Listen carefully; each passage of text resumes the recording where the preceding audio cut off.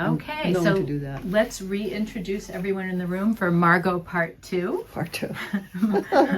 I'm Sally Harris, I'm the interviewer, and we have Judy LaPorte and Leah McBain and Margo Steeves. Margo Steeves back again. Thank you Back for again. coming another time. So last time when we talked, right at the end, you said, we never really talked about community life in the village of South Newbury and about all the people who live there and sort of that topic. So I thought we would start with that. And Okay. The people that were there when I moved in? Yeah, sure. Okay. Well, I'm going to start way at the end of, because when I moved in, 103 had just been finished. They took it out of South Newbury and bypassed South Newbury. So I'm going to just, at the end of Morse Hill Road, there was Mr. Seavey, who was the plumber, and his wife Sylvia, who worked in the summer. She worked at the Anchorage as a yeah, right. So everybody knew her. And Mrs. Eaton, by the way, was the cook. And maybe I told you this. You did tell us about Mrs. Right, Eaton. Yeah. Mrs. Eaton, and who was a really good cook and taught me a lot about cooking. But so there was them, and then there was a house that got built, and I can't remember who built it. Maybe you know, Judy. No. It might have been Mr. Purple after his wife died. And I remember Laura Heath, who was just a kid, helping him build it. And because she would go down like after school and help him bang nails and stuff. Is that kind of across from the entrance to the sand Yes, pit? Okay. yes, it's a newer house. Yeah. And then there was another house that looks like it should be torn down, and it's has fake shingles on it that make it look like brick, but Probably asbestos. probably I think so. every time I pass that, I think those must be asbestos. And that was only used in the summer by some people from Massachusetts who had 3 sons who were kind of like my kids' ages. And Do you remember their the names? Yates, yeah. Oh, the Yates. That's The right. Yates. Jimmy. Jimmy and Paul was the youngest, and the middle one was Billy. Okay. And Billy somehow inherited that house Okay. and has sold it recently, and it just sits there. Moldering. Yeah, smoldering out. Yeah, but anyway. And the state shed used to be. And the state shed was there, and for somebody from out of town, sheds were something new to me. State shed, town shed, what are they talking about, right? Somebody plows the road, who. Anyway, finally sorted that all out. And, excuse me, and back then, actually, the town used to plow all the driveways in the wintertime. It was so lovely. And then they started only plow as more people came in. If you were older, they would plow you out, and then they stopped doing it altogether. But it was really a wonderful thing. And then, so there was that, and then we got up to, and I'm thinking the people that lived across from the church were the Falmers. I think that was their name. And they were really old, and it came to a very sad end, actually. And then there was, on that same side of the road, and you came up to the Grange, which was very active back then. They used to have, well, I'm sure that Judy and Sally and I remember the fairs that they had in the summer, and the dinners. Ham and bean suppers. Yeah, and somewhere I have a picture that I took of the sign that they would put up for the supper. And it was as time went on, instead of putting up a new sign, they would just change the date and the time if necessary.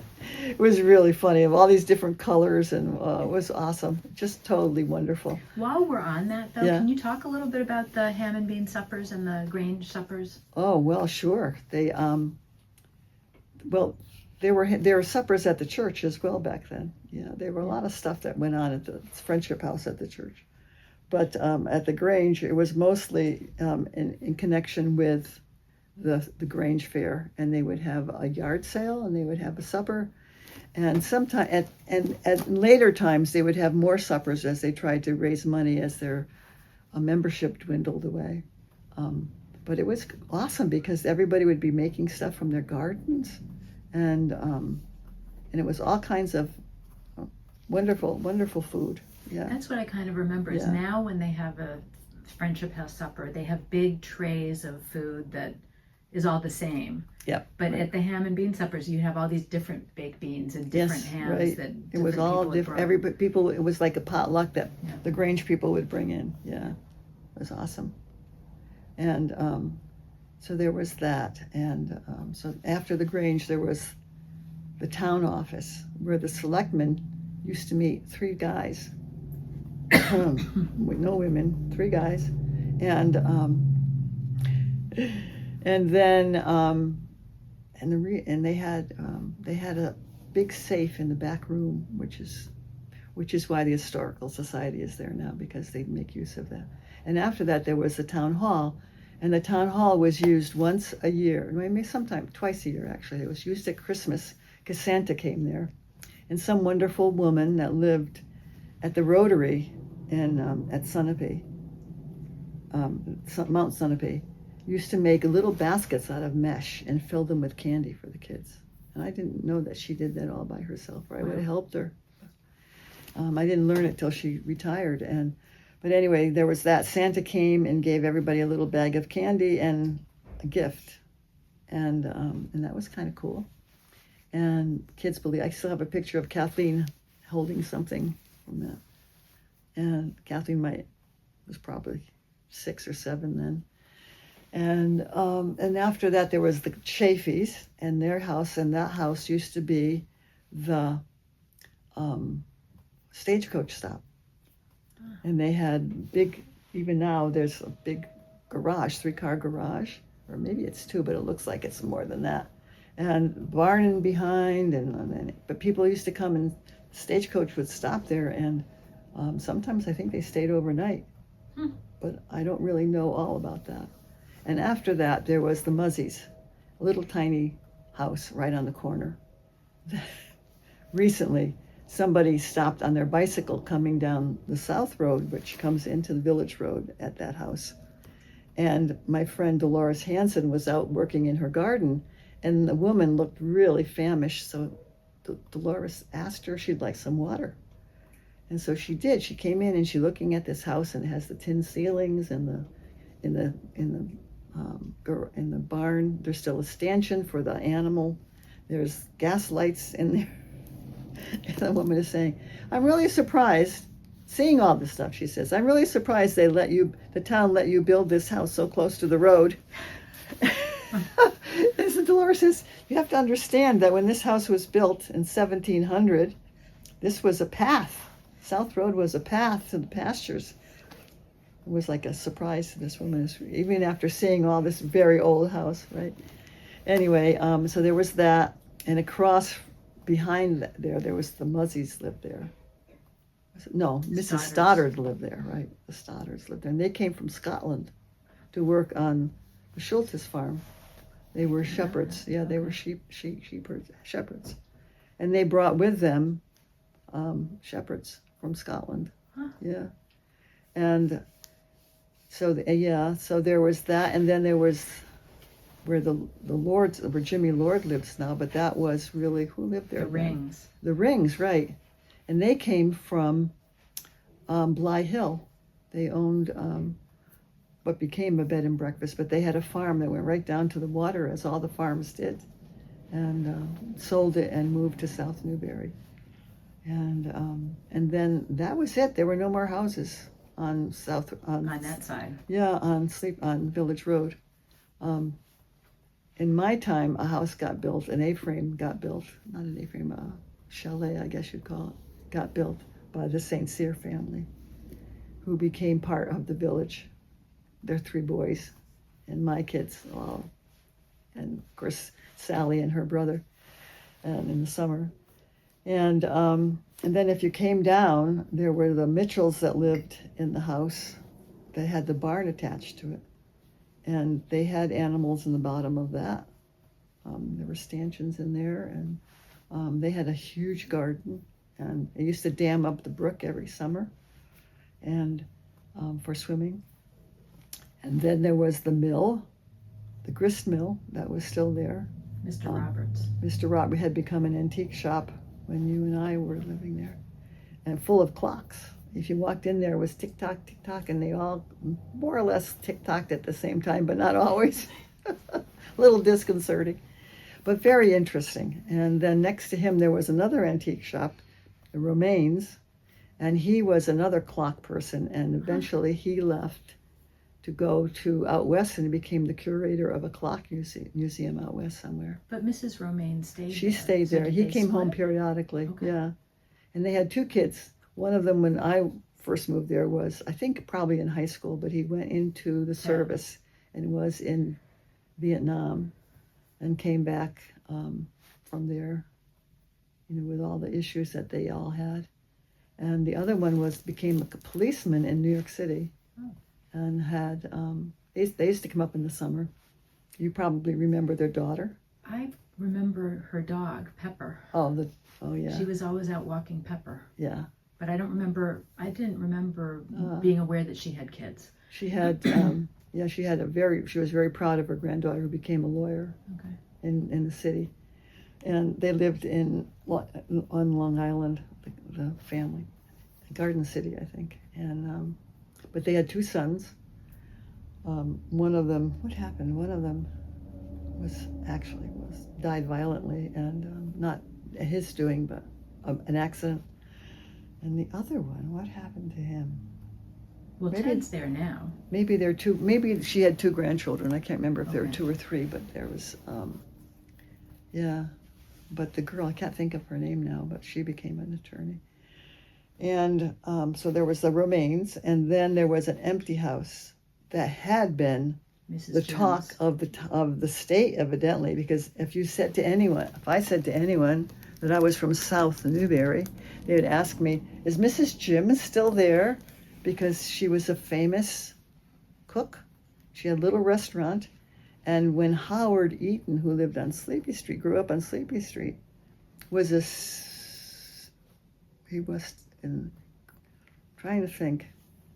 I'm not sure about the grammar school. Either he was in 8th grade and going into high school, or he was in 5th grade going into middle school. I can't remember. But there were so many kids that the 2-room schoolhouse couldn't handle the class. So the 5th grade, or the last grade of the Newbury Center School, was sent down to the Friendship House, which used to be a schoolhouse. And they had classes there, and for lunch, they'd have to walk.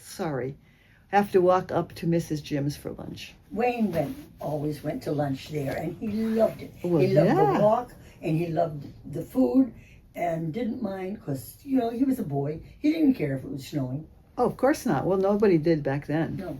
Now, what grade was he in? Do you remember? He was in 8th, Oh, so it must have been 8th grade I back. think it was 7th and 8th at the Friendship House. 6th, 7th, and 8th, 6th, I okay. think. Oh, really? 6th grade. I think Oh, so. huh.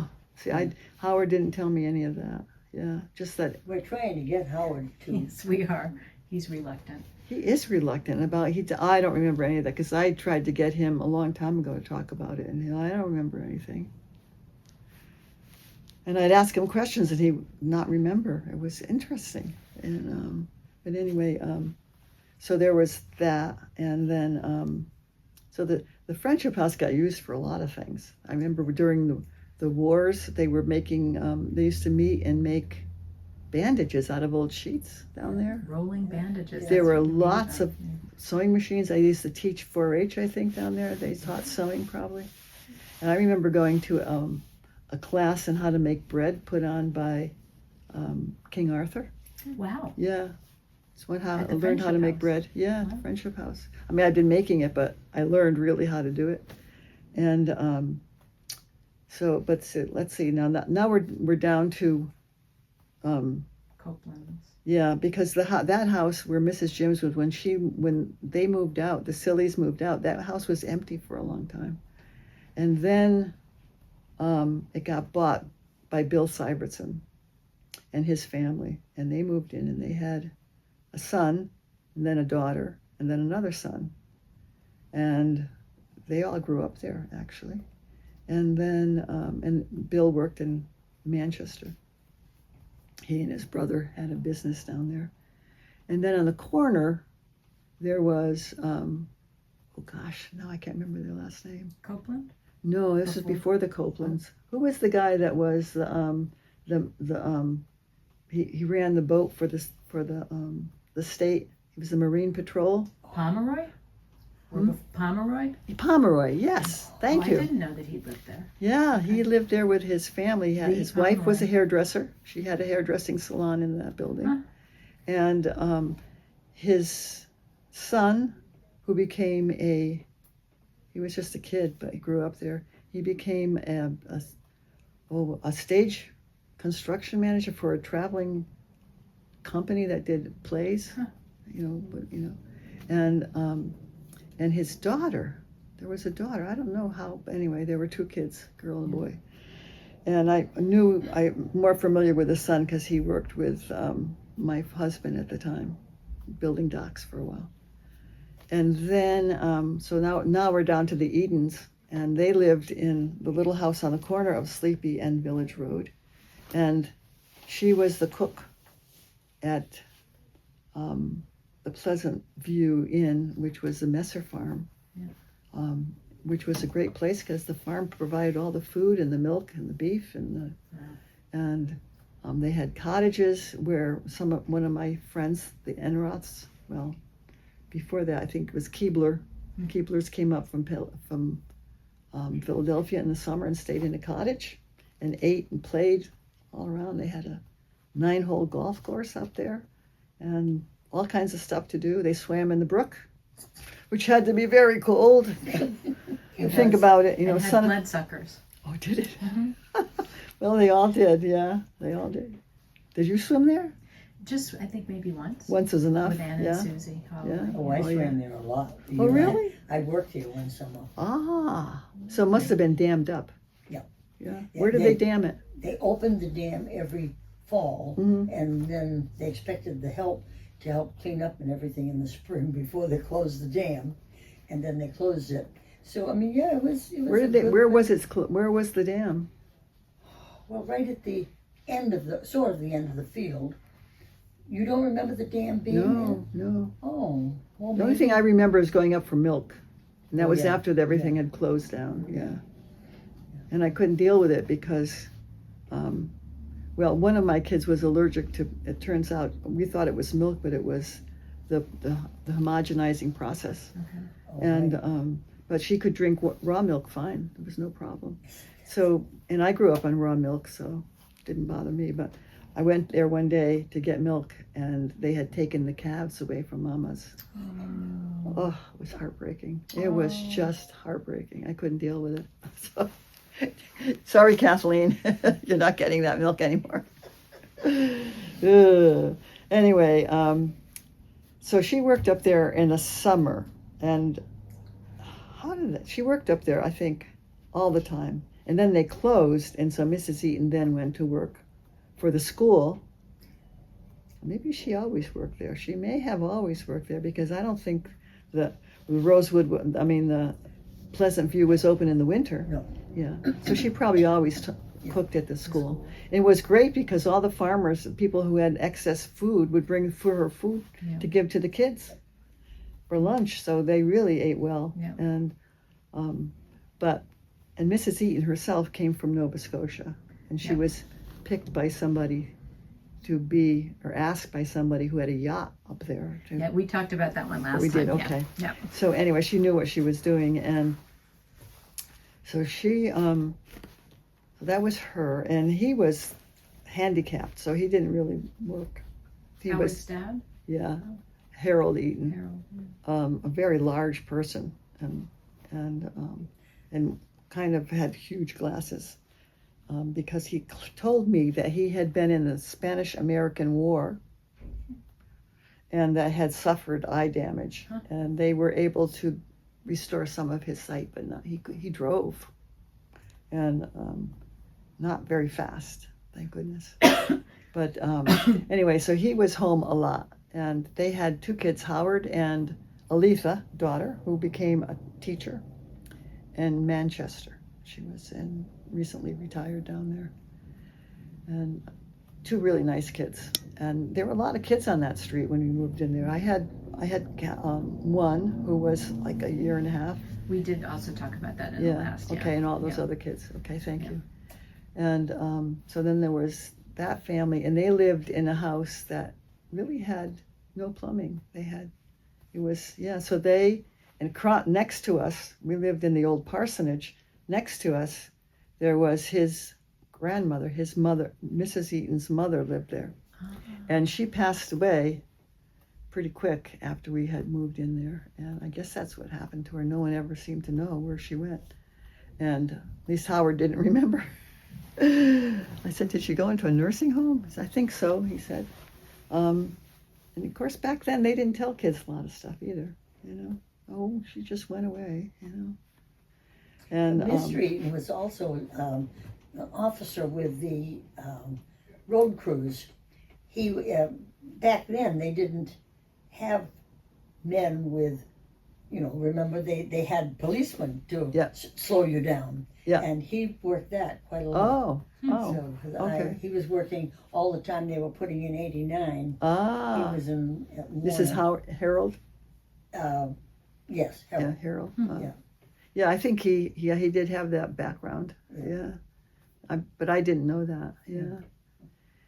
But let's see, now I've lost my train of thought. Oh, We I'm were sorry. up to Mrs. Eaton and your house because you didn't Oh, yeah, mention, but right. you lived in the Right. house. So they moved right. into the Eatons moved into Mrs. What was her last name? It was wonderful. Sadie McDonald, into Sadie's house. They had probably bought it. Anyway, they moved in there because there was plumbing and heating, and they had heat in there, and not wood heat. And that house sat empty for a long time till Howard got married, and then they modernized it. It's really a really cool place now. I think they've just finished doing everything they were ever going to do to that place, and just finished, and that included fixing the floors, because in the old houses they tend to have issues. I know mine does. You can roll a marble from one corner of my living room to the other one. It has no trouble getting there. And let's see, so there's that. Then there was the Heaths that lived, and they had 2 little girls. And then there was Mr. and Mrs. Perkins. And they had, she was a seamstress, very famous, very well known. She sewed for everybody in the world, I think. Were they the parents of Richard Perkins? Yes, they were. Okay. You know, she had been a Bly. Okay. And which had a farm where Birchfield is now. As you go into Birchfield, there is an original farmhouse. I think they lived there, and that was all a farm. And so she didn't go very far to find her husband, who I think he grew up in South Newbury. And then the last house on the right, or after them, and when we first bought the house, you had to cross the dump road to get to that house, but it was closed off when 103 went through. The bridge, the foundation for the bridge is still there. You can see it. But anyway, they closed off that road, and it became Sleepy Street, or part of Sleepy Street. But that was where, oh gosh, what was their last name? Merton Rich. The Rich, Merton and Bertha Rich lived there. And when we moved in, one of their daughters and her 2 sons had moved in too. So it was like all these kids So on where the was street. their house, Margo? So It's where David Smith lives. where David was one of the kids that moved in, Okay. and he stayed there. His Right. brother moved to Charlestown, but he stayed there with his grandparents. When their mother remarried, and they stayed with the grandparents. They liked South Newbury.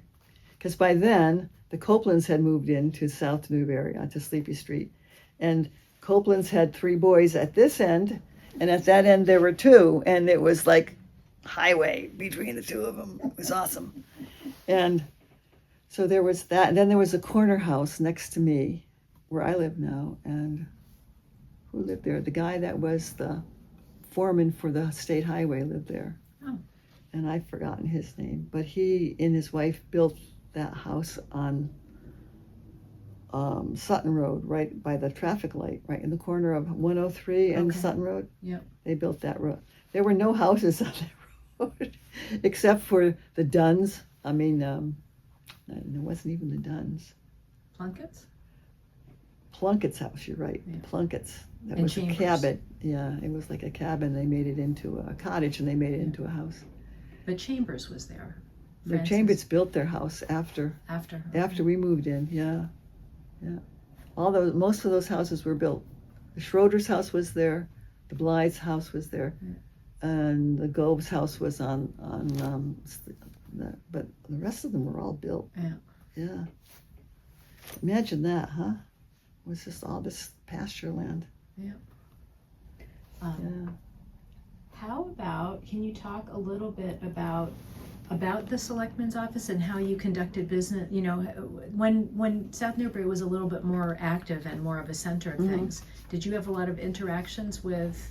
Not really. No. It was very, they would have a meeting, I think once a month, the three of them. And if you had anything, I don't know if people ever went and talked to them. I know I had, when I became a voter, I went over there and had a little thing, you know, where they had to make sure that you could read. I was a woman. That wasn't, they didn't, yeah, we won't go into that. If you must vote. Yeah. Yeah, if you must vote. And I remember them giving me this thing to read with all these 3-syllable words in it. Whereas my husband had the dog chased the cat kind of thing, you know. I was so mad. I was so mad. Who was selectmen then? I think Mr. Rich was, Mr. Eaton was the one. He was one of the people of the board for voters. So they didn't, you know, we were all together, but he wasn't I don't think he was a selectman. He could have been. I don't know. I know that Mr. Roberts was a selectman. Was he? And because Mr. Roberts and I think Mr. Rich went around and named all the roads on the town. Because nobody, you know, or put up signs. Yeah. Maybe they put up signs. But you know, if you were new, you didn't know. Yeah. I knew I lived on Sleepy Street, but we all had post office boxes. Yeah. So it didn't matter where you lived. You know, Mr. Beale, George Beale was a selectman, but that was later, I think. It was later, yeah. He was awesome. Yeah. He was also the librarian, and yeah. And he wrote those wonderful columns for the Argus Champion about all the selectmen meetings that were funny and intelligent and awesome. Yeah. He was a great person. Had been a librarian, did you know that? He had been in, I think, the Navy, maybe? I didn't know that. Yeah, yeah. In some art service, yeah. There was not. Eventually they did hire a woman who worked part-time she became like the secretary, but it was great because you could just go over there the day your taxes were due and just slide it under the door. Didn't have to waste a stamp. Didn't have to wait for somebody to be there. And she would have coffee with Syvertsons every morning, and lunch if she was still there. Yeah, because there was no place else to go. But So I kind of remember, was the town clerk ever in one of those front rooms in the town hall? I think so. And the police, maybe? The policeman, yeah. What happened is that when it used to be that the town clerk, her office would be, or it was At her usually a house. woman, would be in the home. Yeah. So it was Violet Jones when I moved into town, and her husband was the policeman. So they lived in Newbury, and when she retired from that job, it became Evelyn Davis, and she lived in the Heights, Newbury Heights. So he was in her house. And then, trying to think who came next. Maybe Evelyn did, and she didn't want it in her house anymore. So they made a place if you go into the town hall, these 2 little rooms. I guess they were probably cloakrooms maybe originally. They're very small. Very small, but one of them became her office. And they chose that because there was a bathroom in the selectman's office. Which there isn't in the old town hall. No, There's 2 there was- like outhouses kind of Yes. attached to the Yes, back they of actually the- built those onto the town hall. Okay. So, and they were operated, I guess it's the Grange ones that are operated by gas. Okay. I think the ones in the town hall are probably just I think they're outhouses. just outhouses. I mean, they're in, but they're Yeah, out. yeah. Yeah. And that was when women started voting. They had to do something because I think in the old days the men just didn't worry about it. They had another way to do it. Yeah. Another way to do it. But yeah, so then when she ended up sometime at the town hall, and I don't know how that happened. I think it must have been when we made Kearsarge regional school system, and the kids started going down to Bradford to school. That the town took over the school and made it into an office building. And so she moved in, the town clerk moved in there, and at some point even needed an assistant, which was unheard of, from having it in somebody's house to that. But anyway, they needed it and still do. And so that then we hired somebody to be the police chief, and they didn't want it in their house. And who blamed them? As Violet used to say to me, that he'd bring home drunks. They'd have to stay in our house all night, and but they didn't want them driving, so he took over one of the town clerk's office, and that didn't work very well. Didn't last very long. They ended up taking over took over the firehouse. They took one of the slots from the firehouse, which made the firehouse very small and very difficult for them. It was one of the reasons why they ended up building a new one eventually. Because if you ever went in there when there was a fire or watched, you wonder how no one got hurt, because there was just no room between those vehicles. And all their equipment was to be hung there with all the exhaust. It was awful. At any rate, took over with that and made an office for the police department there. But yeah, it was really very, very small, very community. We were the community. The South Newbury was the community and the town hall was there. Everything was there. Yeah. When we had that shooting at the town hall, all these people started showing up with vans to take, they were from radio stations and TV stations looking for the town hall. Well, there's the town hall. And we didn't know anything, and we didn't want them to know anything, so we told them, well, this is it. We didn't tell them that there was another place. Another town hall. Town office, yeah. But anyway, it was just kind of funny. But it just became, it's everything closed down, I think the restaurant was probably the last thing that was, besides the antique shops. The antique shops were the last things that went, but before that it was the Mrs. Jim's, but it was the tin shop. It was the cobbler. The cobbler was the minister, and he had a business where where the little apartment that gets rented now, that was the cobbler shop. I didn't know that. You didn't know that? Mm-hmm. Yeah. So was Charlotte, no, I can't think, still town clerk when you came? Who was town clerk when you came? It was Violet. Oh. Yeah. Okay. Yeah. Violet Jones. Yeah.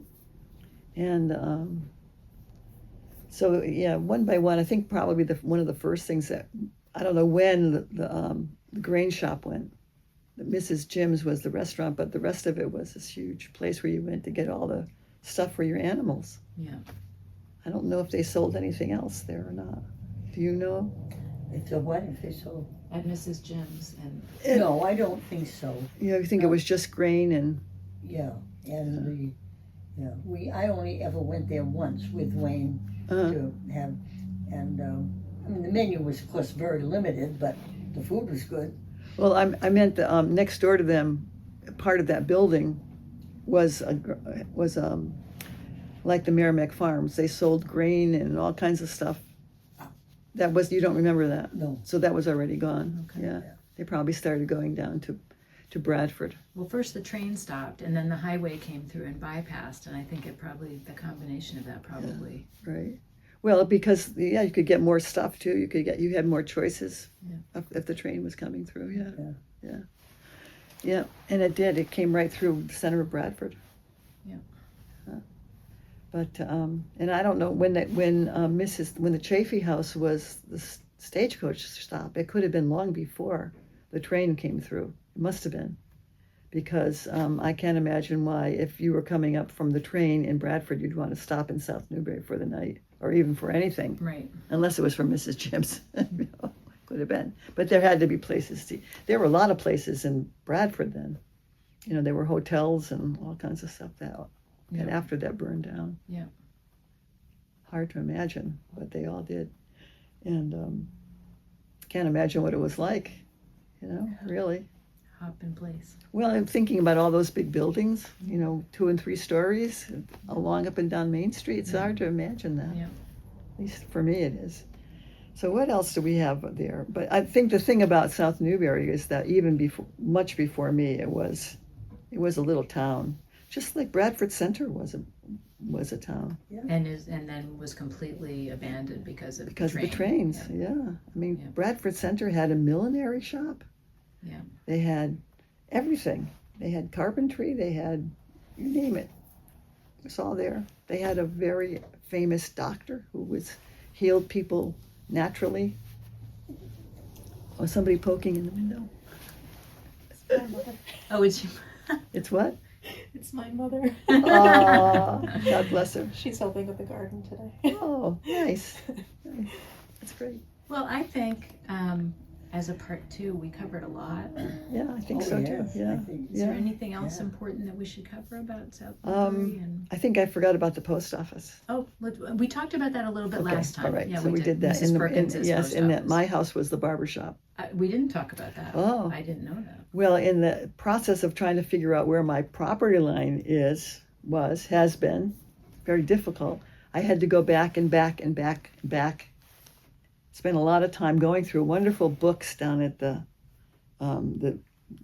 county registry of deeds, handwritten, huge volumes, and now they're all on the computer, which is probably safer for those books, because you know how much leafing through it can you do.